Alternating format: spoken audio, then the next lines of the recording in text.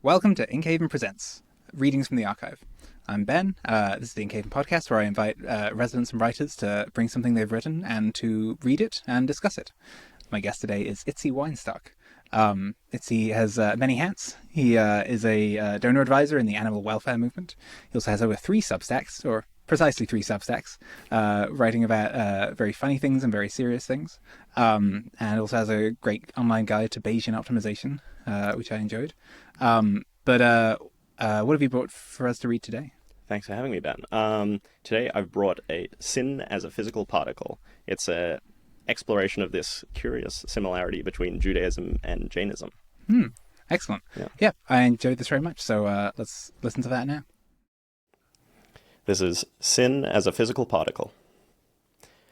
My friend Manan greets me with an apology. It's somehow both formal and half-assed. He has no doubt wronged me countless times, but I prod him about it. What's going on here? I waggle my finger in his face. He informs me it's Samvatsari, the most important day in the Jain calendar, where you have to fast, have to go around seeking forgiveness for any wrongdoings and harms you've caused, whether intentionally or not. Hey, that's our thing, I say Jewishly. It's even in the same month as Yom Kippur, the most important day in the calendar, where we fast and have to seek forgiveness for any wrongdoings and harms we've caused, whether intentionally or not. Judaism and Jainism are just about as far apart as any religions can get. Jainism is universal and, with its many Tirthankaras and deities and cycle of rebirth and obsession with alleviating suffering, is highly spiritual. Judaism is, for its small niche crowd, with its Uno big guy in the sky and obsession with feeling like you're suffering while trying to live one good life than dying, is almost aggressively anti-spiritual. But they arrive at a very similar prime holiday of atonement. I think this is a natural consequence of what happens when your religion thinks of sin as a law of physics with its own sin particles. If you're in the business of trying to impart the world with better values that last over thousands of years, then establishing sin as particulate is a very neat trick you might want to learn from. This section is Jainism for Cowards. Think of the Buddhists, who do not have this holiday. Buddhism and Jainism are siblings. They spread together by their contemporaneous founders, the Buddha and Mahavira, intertwined from the religious crucible of the middle millennium BC on the Ganges in northeastern India, countercultures to the dominant Vedic kingdoms. They both preach ahimsa, non-violence to all beings, as the central ethic. And they tell of karma and the samsara cycle of endless rebirth that one should want to escape to reach liberation. But from here they depart. Buddhism is, of course, Jainism for cowards. In the Buddha's founding myth, he is a prince who is repulsed by the world and becomes an ascetic, before realizing that it is best to live somewhere in between and follow the middle path. In a monastery in Laos, the monks go around a village every day with their only possession, a container for food, and townspeople drop some of their own cooking into the monks' pots. The Buddha and their texts have quite a lot to say about ahimsa and not harming animals, and there is some rate of vegetarianism in Buddhist countries. But these monks are receiving and eating meat. They didn't personally kill the animal. They take the middle path. It's pretty shocking. The Jains are repulsed by this. They have the highest vegetarian rate in the world, almost 100%, including the regular non-monk people.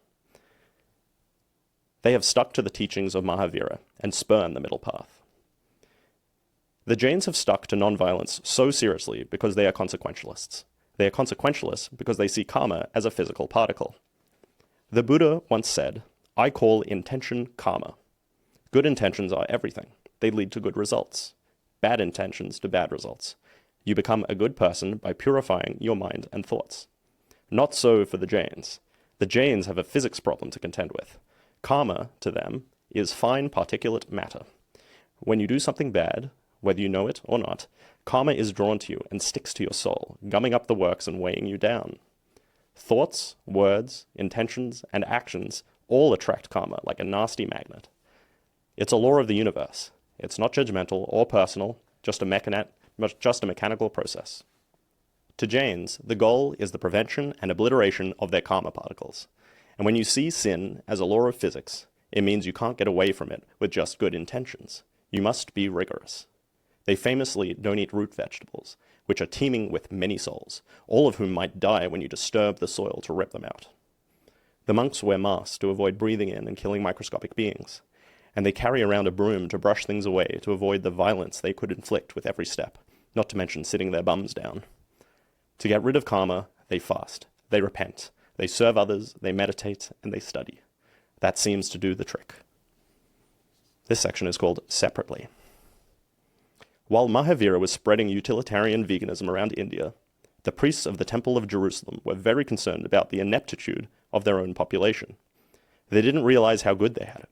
God was literally living in a house they'd built him on the top of a hill in the middle of their city, and the people could just not get enough of sinning. They loved to do it, and the priests were terrified that God would leave. He had just abandoned the northern kingdom of Israel, and the Neo-Assyrians had come through and completely annihilated the great cities of Samaria, Hatzor, Megiddo, and Dan. The refugees fled en masse, down into Judea and into the previously irrelevant Jerusalem, which was rapidly growing to accommodate them. The priest took ink to scroll. They needed to explain it to the people so destruction would not follow them again. The Jews, to even many Jews' surprise, also view sin as mechanistically attracting physical stuff, and so are also consequentialists. I will now attempt to describe the logic of impurity and sin in the Hebrew Bible. For my documentary hypothesis heads in the audience, this makes up the bulk of the priestly source, which makes up most of Leviticus and Numbers and about half of Exodus. Judaism is extremely preoccupied with the concept of holiness. The meaning of holiness has been confused by the influence of Christianity, Judaism for cowards. So pretend we don't know the word holy, and let's start with a blank slate. The original word, kodesh, means separate. There are common, everyday things, and then there are separate things. God is in the category of separate things. Much of the Hebrew Bible is about establishing separateness in one way or another. For example, eating kosher isn't done for health reasons. It's an arbitrary rule to separate you from everyone else. The Sabbath is a day separate from the rest. Now, we want God to hang out with us because he's really powerful, and we want his protection, but we're all common and separate can't mix. Otherwise, separate wouldn't mean anything. So what we're going to do is make him a house to live on the top of a hill in our city. In English, we call this the temple, but in Hebrew, the term is Beit HaMikdash, literally the separate house. Much of the second half of Exodus goes into excruciating detail on how you make a house like this. Then an equally excruciating amount of time is spent repeating it word for word as people carry out the instructions and build the thing. The next concept we're going to need is impurity. Christianity, again, has given this a rough makeover. I think we should use the proper Yiddish term, schmutz. Schmutz is a ritual mark that common things can get on them. It does not have valence, but you don't want to have schmutz on you for too long. You get schmutz on you by doing all those common things that have to do with human goops and goo and reproduction. Touching a dead body, having sex, being sick, giving birth, menstruating.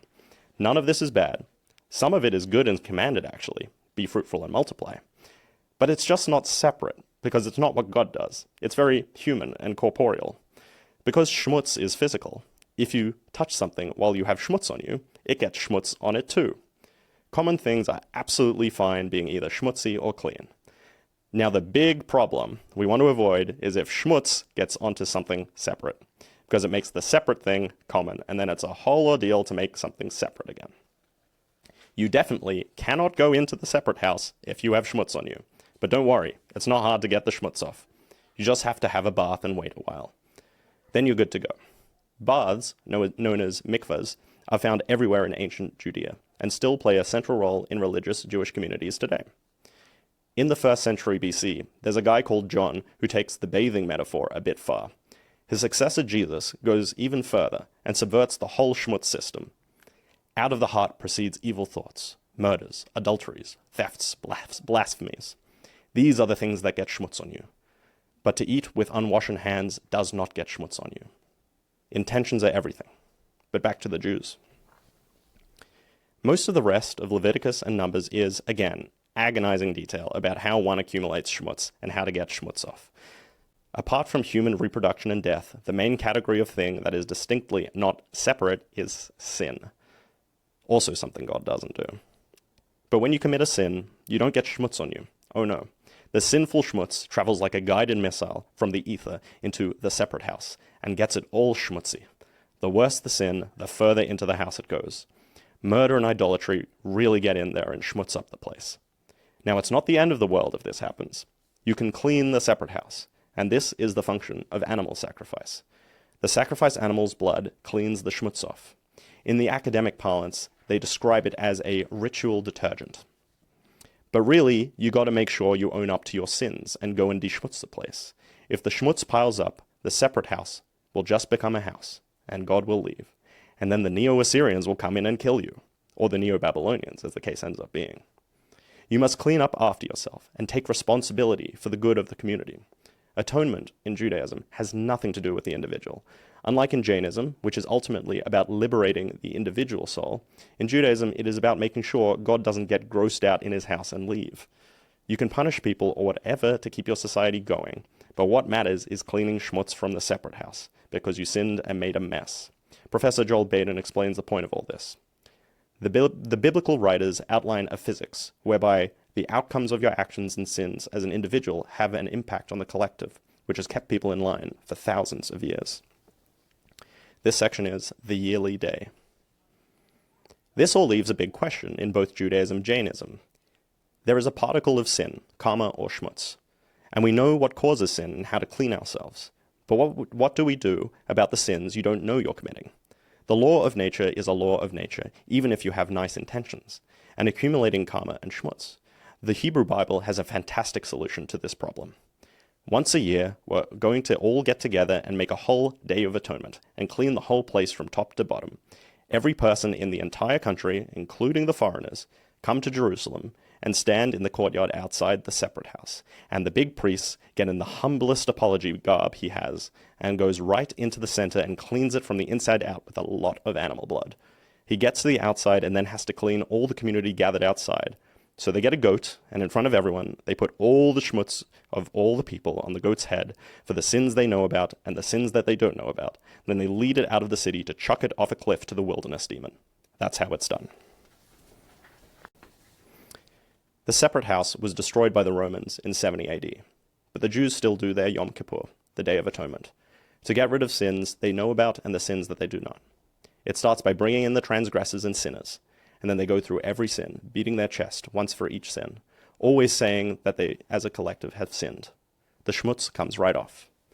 Meanwhile, the Jains do Samvatsari, the yearly day, where they get together and confess to all sins that they know and do not know about, and send each other, Mikami Dukkadam, may my wrongdoings be void. The karma is shed. I look at Buddhism and Christianity, with their many sects and strains and disagreements. I look at megachurches that might find it harder than a camel to pass through the eye of a needle. The surface area of interpretation has been a battleground over which centuries of blood has been spilled. But what if you could find a stable way for people to follow your ideas far more closely over thousands of years? Base your ethics on intentions, and you'll find people will play very loose with them. Maybe the flexibility of intention-based ethics allows your religion to morph and spread far. But base your ethics on outcomes, and you might find people stick with them. I look at almost 100% vegetarianism rates in the Jains, and almost 100% circumcision rates in the Jews. Physical particles are powerful stuff. All right, well, thank you very much. I enjoyed hearing you read that. Thanks, Ben. What did you notice differently about reading it out loud relative to when you just had it written on the page? It was as perfect this time as it was in my head. So, great. Yeah. No, one of the tips I've heard through doing Inkhaven was to read the pieces as I'm editing. So I've actually had some practice with it already. So. Oh, really? Yeah. Well, not out loud, but I was like, I'm familiar with it. Yeah. But did anything about it stand out differently when you got to reread it out loud? Not particularly. I do like saying schmutz, though. Yeah, I think, I really like the writing. The writing is a combination of, somehow I feel like there's not a lot of, wasted rambling words in it. It's, tight. And yet also, gets to spend time saying very funny sentences, like, what was Jesus saying? That if you, it really gets the schmutz all up in there. He was, murder and idolatry really get in there and schmutz up the place was one of the lines I enjoyed. I had a lot of fun writing it. It's hard. It's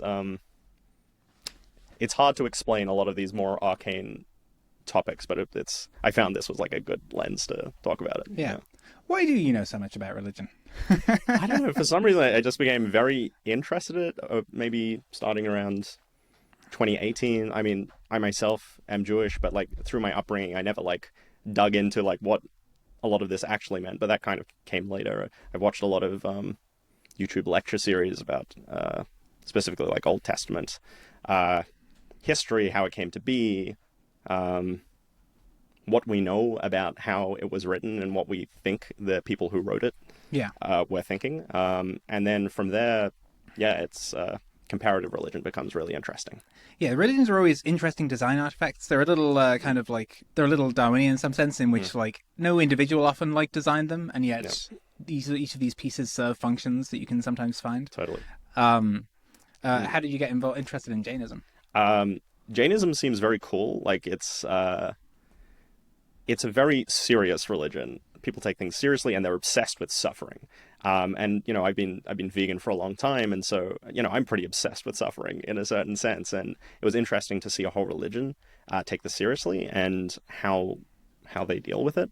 I also have, but I got into it because a friend I was working with in food science was Jain, and he invited me to his wedding in India, and I took the opportunity to like go explore a whole bunch of pilgrimage sites and Jain sites and really learn about it. And this particular thing really struck me, that there was this identical kind of holiday. Like these are really, really different religions. I didn't want to say, hey, there's like all these similarities. There's not, but they have this in common, and so I was interested to see what's the commonality. Yeah. Like, how do you get there? Did you have to do a lot of research when you were writing this one, or did you already have it in mind and you just got to sit down and This was mostly off the cuff. Yeah. I think I needed to, you know, finer details of it. I did want to search, and like even getting the name for the Jain holiday, which I had forgotten, or you know, learning the specific practices about how they do it. But I didn't even know that they fasted. I just knew he was apologizing to me, and then I went and looked. I was like, "Oh, they fasted. Well, this is like identical." Yeah.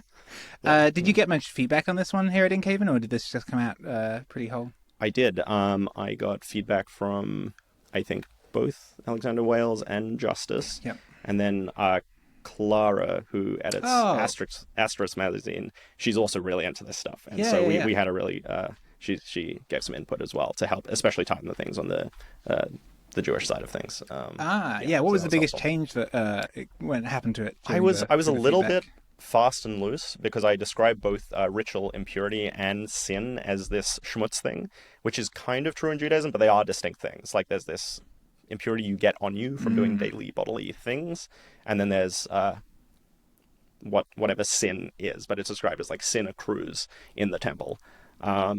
You get rid of them the same way. They are both described as like this dirty thing, but they are technically different, and so I needed to like make that distinction a little bit.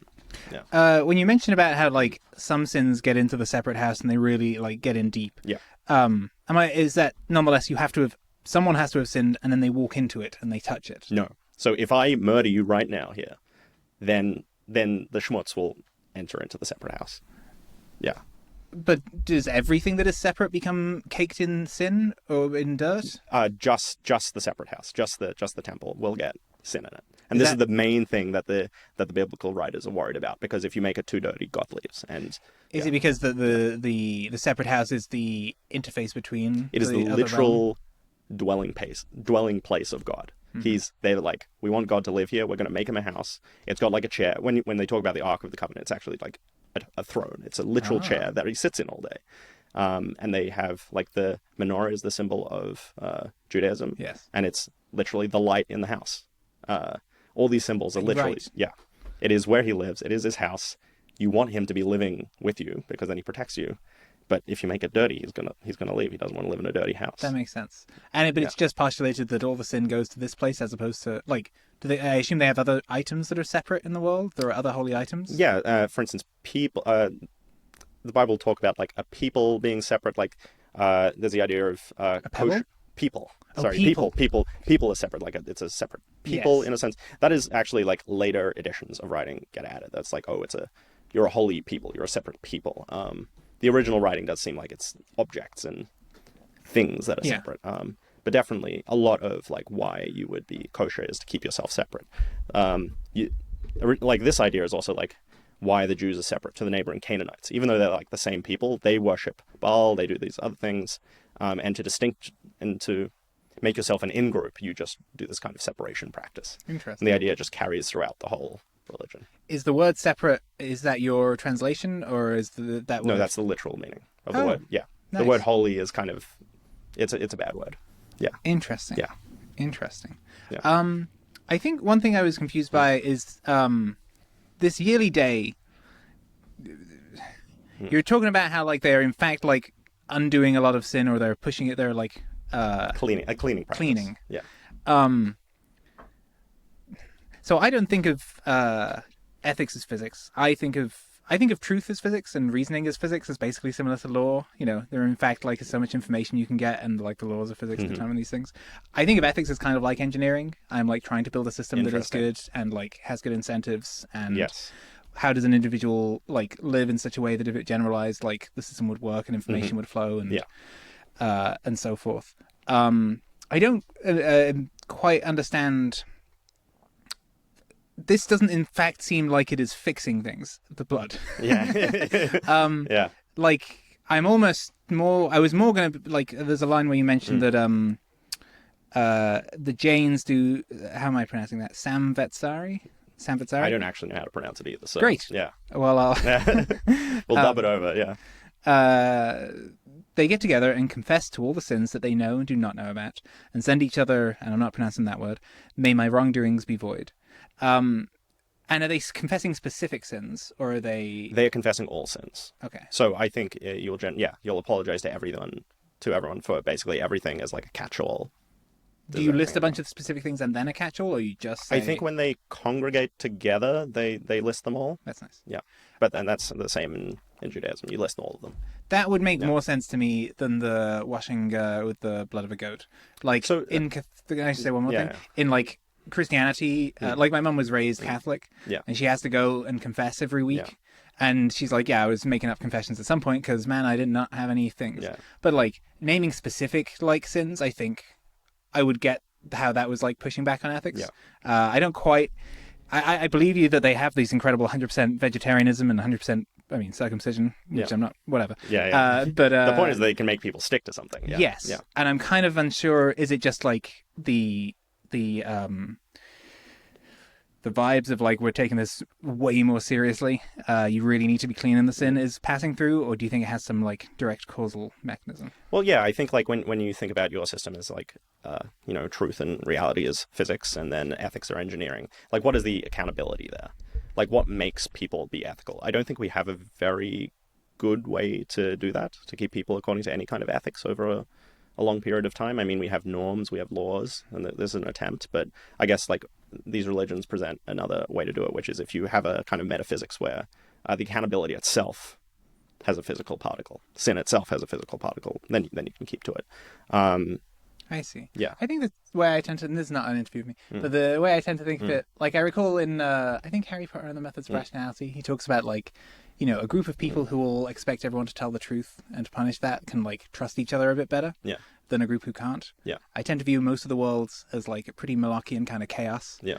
And then if you want to do something good on purpose, it takes a certain level of like ethics and the people inside. So I'm not saying you can force everyone to be ethical, but if you want things to happen on purpose, it's good to set up a good incentive system and trust and a bunch of things. And I think the interesting thing about it, I mean, this is also where like Judaism and Jainism diverge. Jainism is very individualized, right? You want to like liberate your own soul, and there's this reward system within it where it's like if you be ethical and you're good, then you get this like eternal bliss of moksha.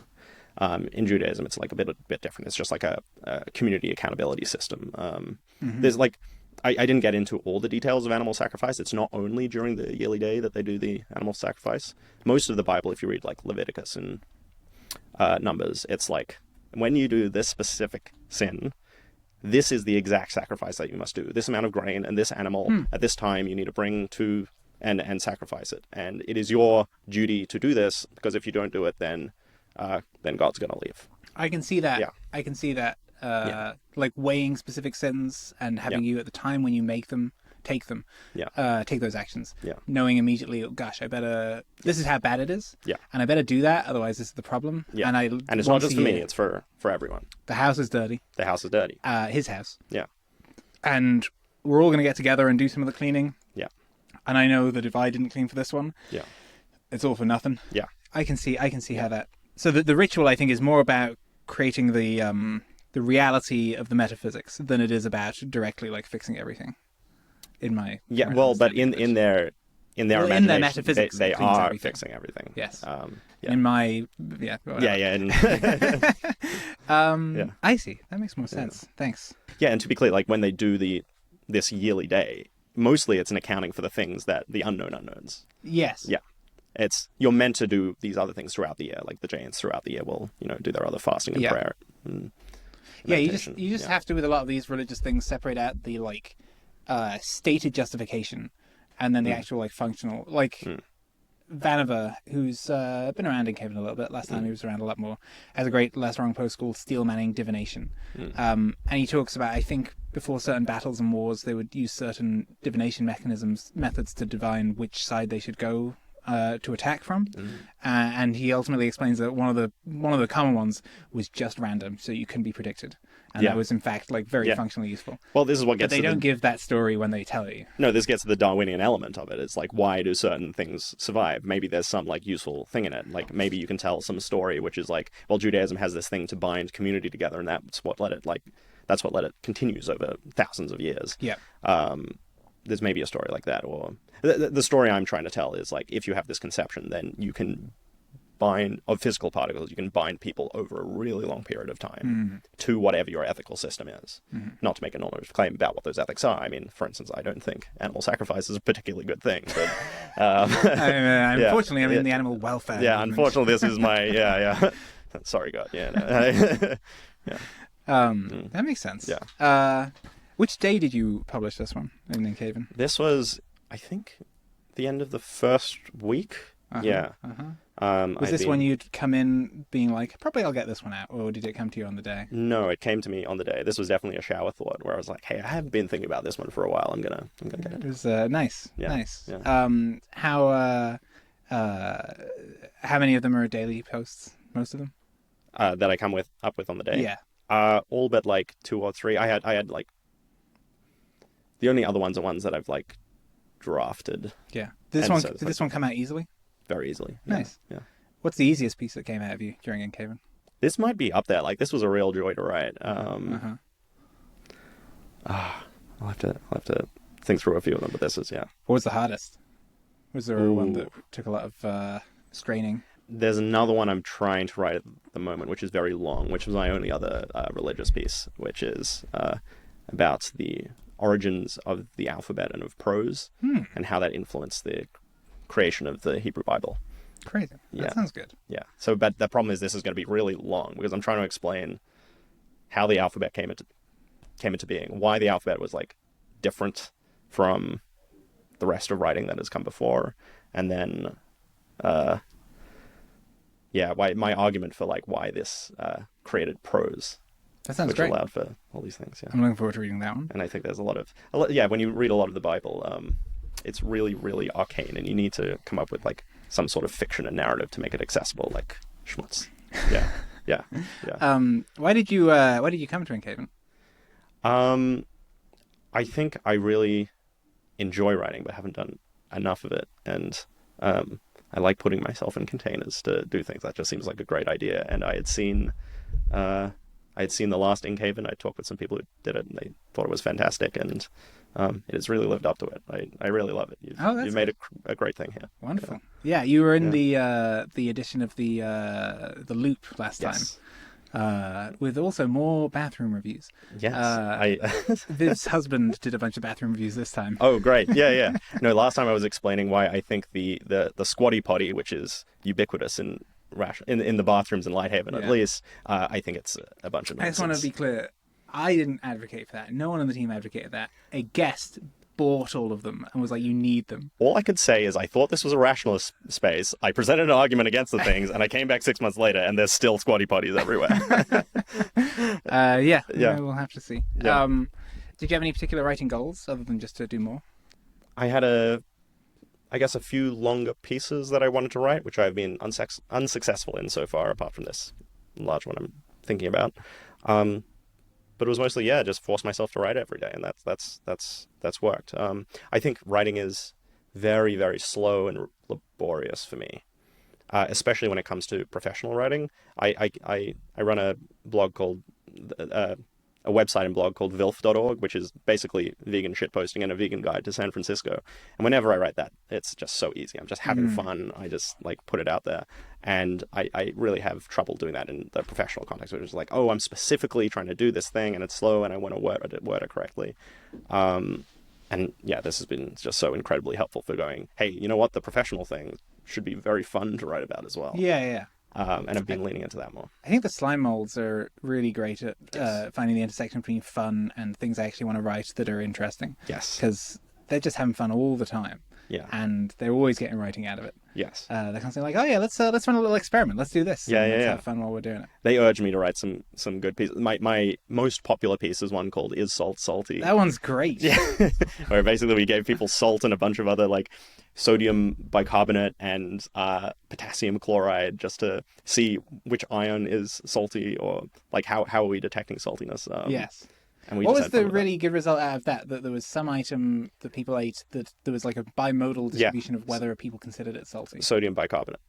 Right. So like baking soda. Yes. People either think it's not very salty or extremely salty, Yeah. which was quite surprising. And do you think that's people categorizing it differently, or people having genuinely different taste buds or brains? It is like, this is the hard thing about taste, right? It's so hard to measure because it's this, like, you've got your actual sensory information coming in, and then you've got the cognition that layers over this to figure out what the hell is going on, and we know so little about it, so it's kind of impossible to make a judgment about that. But I think people are actually perceiving things differently. They say, is it salty? Is this like salt? Yes. Some people said yes. Some people said no. Yeah. Yeah. That does That's make interesting. sense. Yeah, that was great. Yeah. Which of your pieces of writing here are you? What in your writing? It doesn't have to be a single piece, but what in your writing are you proudest of that you've done while you were at Inkhaven? Definitely this one, which is why I wanted to read it. I really enjoyed writing it. It came out very fluidly. I was very proud of it. I think, the best is that, like, at the end of it, was I proud of this work, which hasn't happened every day. I think that's very hard to happen every day. Like, a lot of times I'm just like, well, I got to get this one out today. But this one I went in with a lot of intention, and I'm very happy with it. Yeah. Has daily writing done anything to your mind? Yes. Like, it is so wonderful to just have new ideas in my head every single day. I think I was feeling like a little bit stagnant before I started this program, and I was really looking forward to it, and it's just been exactly like that. It's just that's good. Shove something new in there, and it's just, I feel very energized. You've been living in SF during this program? Yes. Have you also been working a lot during this program? Yes. Oh, no. I've been working full-time and commuting from SF. I don't know how you manage It is still worth doing Inkhaven if that is the case for you, but I would highly recommend living here at least. Yeah. I'm guessing it's been stressful? Yes. Yeah. Yeah. How many days have you been here of the month? Like 50%? Not more than that. I'd say like 70. Nice. Well, I try to. Yeah. Neat. It's mostly like I'm not here at nighttime when there's that serendipitous people hanging out and Winners Lounge and all of that, which I've missed out on, which means I don't get to make as many friends as everyone else. Oh, that's yeah. You came to Bodega Bay though. I did. I was like, well, I got to do that at least, and that's going to be a good way to get some bonding in. Yeah, hopefully. It was great. Yeah. Good. Yeah. What's the best piece of either feedback or writing advice you got during Inkhaven? The feedback from Justice was really good in general. Kind of just like the have fun with it. I think there was one piece that was just like, it needs to. When you read this, it was like, I'm not having fun when I'm reading this, and that's because you weren't having fun when you were writing it. And I feel like I can have a voice where I'm having fun with something, and that's the thing to lean into. And that's been the big outcome, I'd say. I somehow want to hedge this as there's no sense in which you were supposed to. But did you go for the pin with the challenge with all the different things? Nice. Well, by the time you released that, I'd already done 6 out of the 7 of them, and the only one I hadn't done was fiction, which I was very afraid of doing. And then I sat down with my girlfriend and we did some flash fiction, and I ended up being incredibly well. I then ran with the flash fiction piece I made and made it better. I was very happy with how it turned out. I think it's great. Yeah. Is that published yet? Yeah. What's it called? It's called The Dance Floors of Bern. It's about the patent office in Bern, Switzerland, where Einstein, was the patent officer, and it's about how everyone wanted a job there so that they could learn from the patents, from the engineering and physics, so they could get better dance moves out of it. And this was the powerhouse behind the growth of German engineering, was this phenomenon.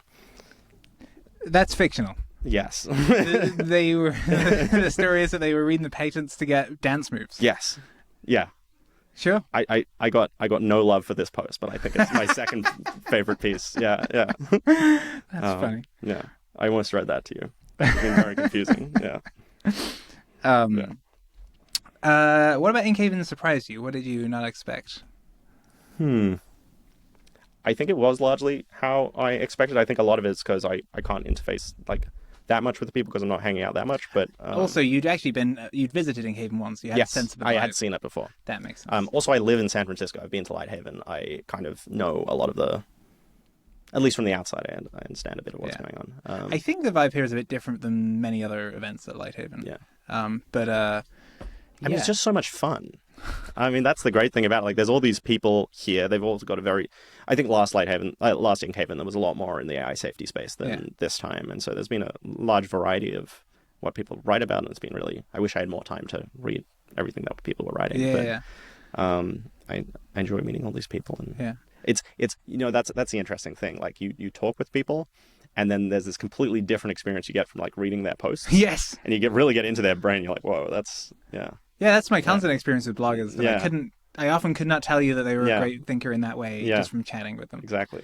Although some of them are very interesting in other ways when you chat with them. Yeah. I'm curious, what of the writing here has been to your taste? Is there anything you've enjoyed reading? It's kind of been all over the place, which has been fun. I like Alec Thompson's things a lot. Yeah. He's a very entertaining and good writer, and about like kind of topics that I wouldn't have normally been interested in, like what Nazis thought about Roman law. But he makes it very accessible. Were there any particular? Is there any particular like Inkhaven shaped memory that you'll have from leaving here? Anything that you can only get when you trap 55 writers in a wall-surveilled compound for a month? Well, I wrote a mean contra post against someone, and then I felt very bad about it. So that's, always negative memories stick a bit harder. Yeah, that's a place to experiment with that. Exactly. I don't know. It's just a lot of it's just like the beautiful walk I get to do every day around Berkeley, and just like this very refreshing coming to somewhere completely different, just kind of as a haze, this beautiful sunny Berkeley haze where I got to just. Did you know any of the people here coming into it? Oh. I don't think I knew any of them. Neat. I knew some of the advisors. Yeah. But that's about it.